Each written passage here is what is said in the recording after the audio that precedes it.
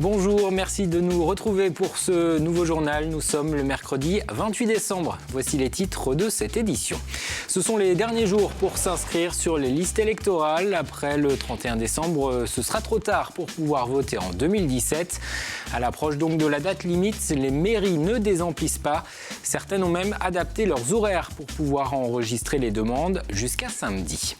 Nous continuerons également à feuilleter l'album de cette année 2016. Nous reviendrons sur quelques-uns des temps forts de l'actualité de ces 12 derniers mois dans le département.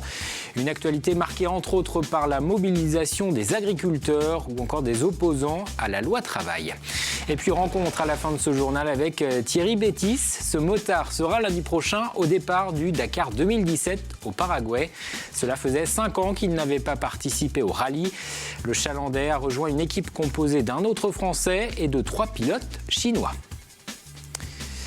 2017 approche, une année qui sera, entre autres, rythmée par l'actualité politique avec l'élection présidentielle en avril, puis les législatives au mois de juin, de scrutins lors desquels la participation est généralement importante. Encore faut-il pouvoir voter et pour cela, il faut être inscrit sur les listes électorales. La date limite pour le faire, c'est le 31 décembre, c'est-à-dire samedi. Depuis plusieurs jours maintenant, dans les mairies, c'est donc l'affluence. Reportage à Fontenay-le-Comte, Alexis Raison.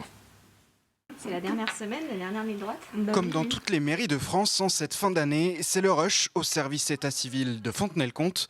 Les inscriptions sur les listes électorales pour 2017, année d'élection majeure, sont ouvertes jusqu'au 31 décembre seulement. C'est le rush, on va dire, déjà depuis début décembre, où ça s'est accéléré au niveau des inscriptions.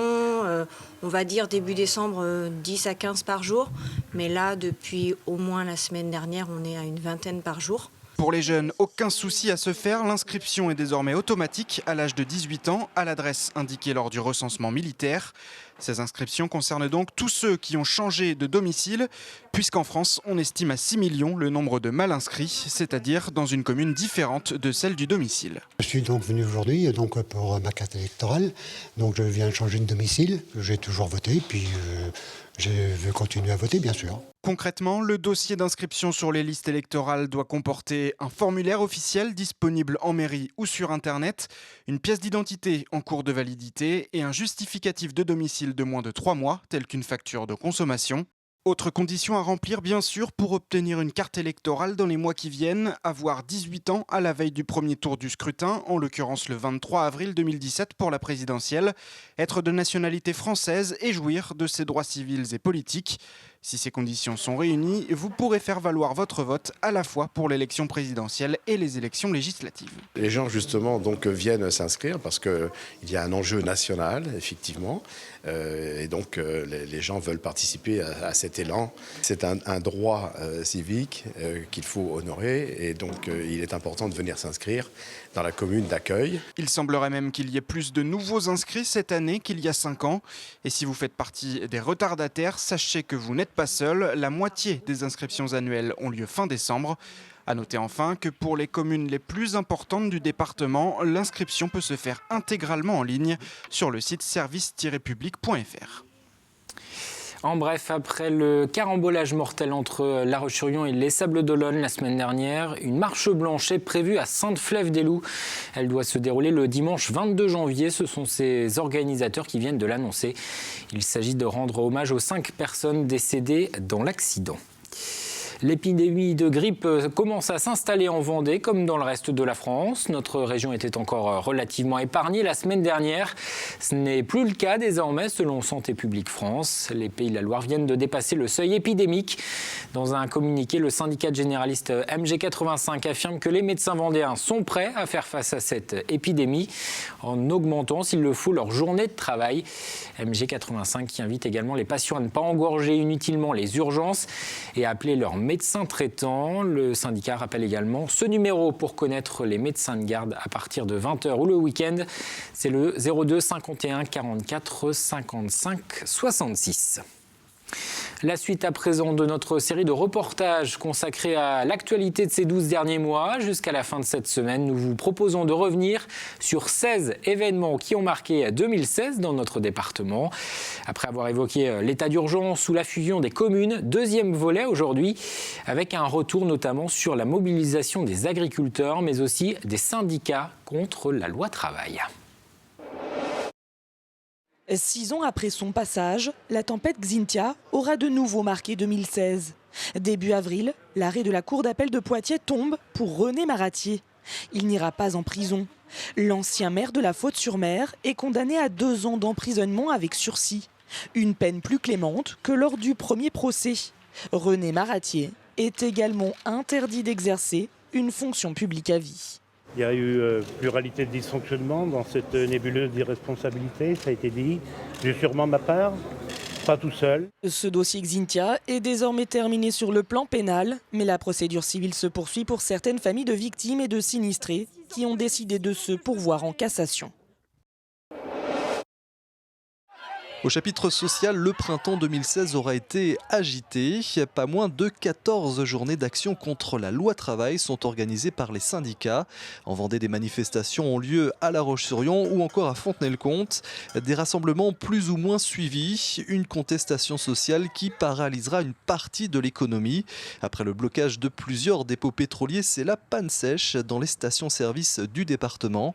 Certaines entreprises sont contraintes de tourner au ralenti pendant quelques jours. Une mobilisation finalement vaine puisque la loi El Khomri est définitivement adoptée en juillet après le recours au 49.3.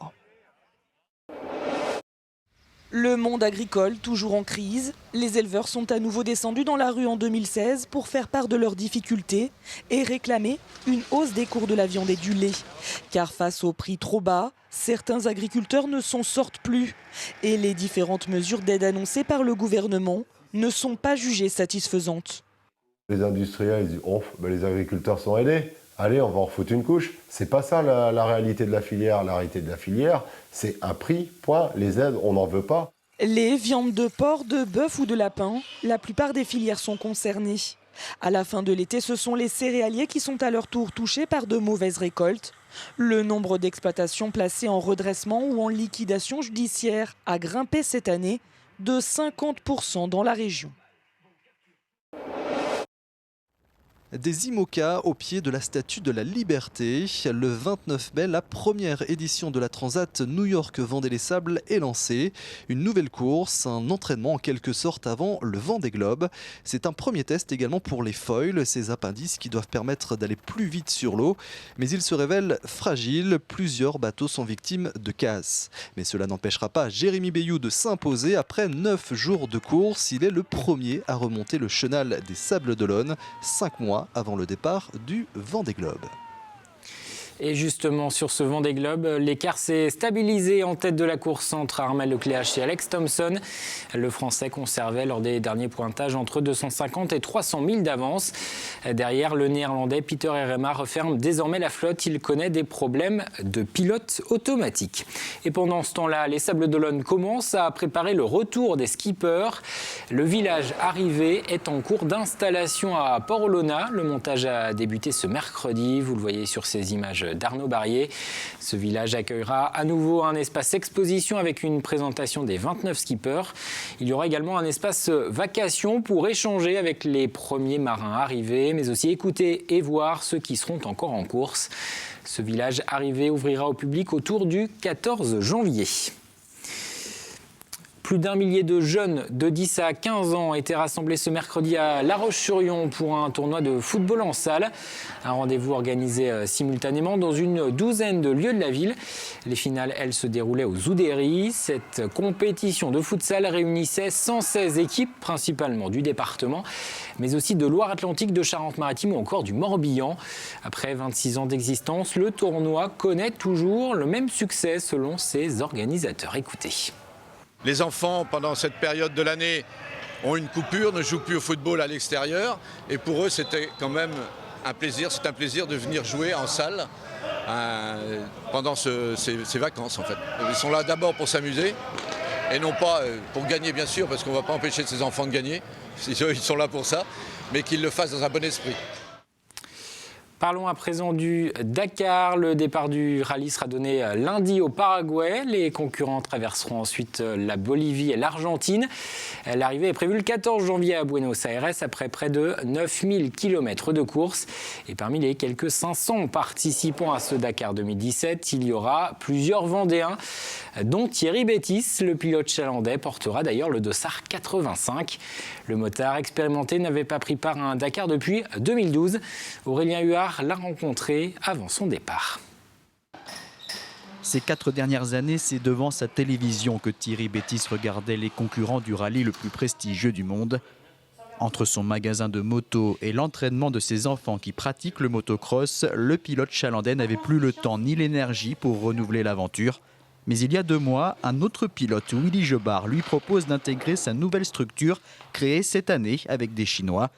Un guidon pour le Dakar 2017 est libre. Thierry Bétis n'hésite pas une seconde. Évidemment, une opportunité comme ça, j'ai dit oui tout de suite.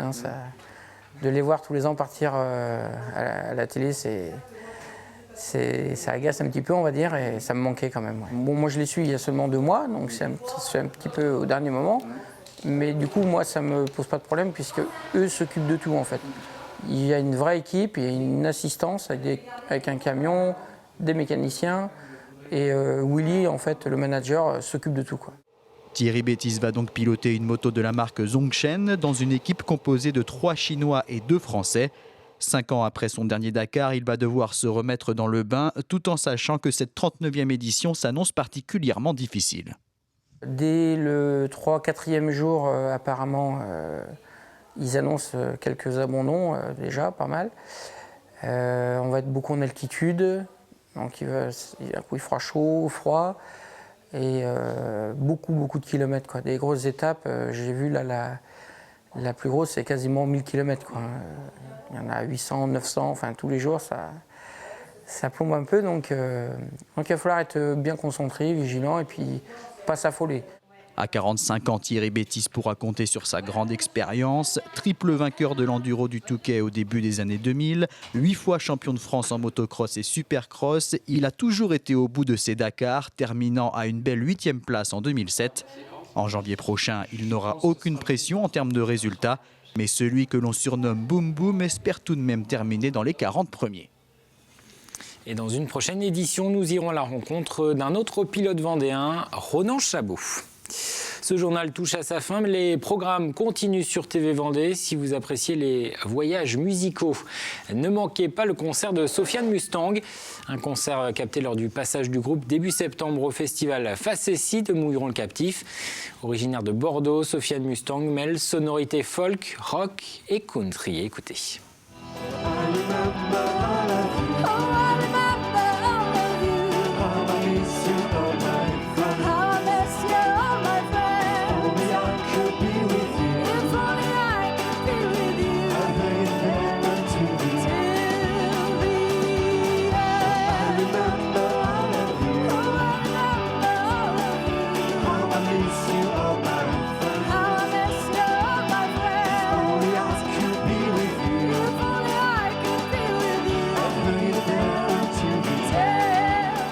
Ce concert est à retrouver sur notre antenne ce jeudi à 18h30 et également dimanche à 16h30.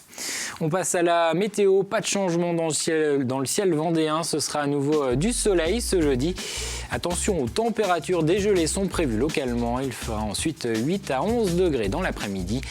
Le bulletin complet, c'est dans un instant, c'est la fin de cette édition, merci de l'avoir suivi. Je vous donne rendez-vous demain pour un nouveau journal.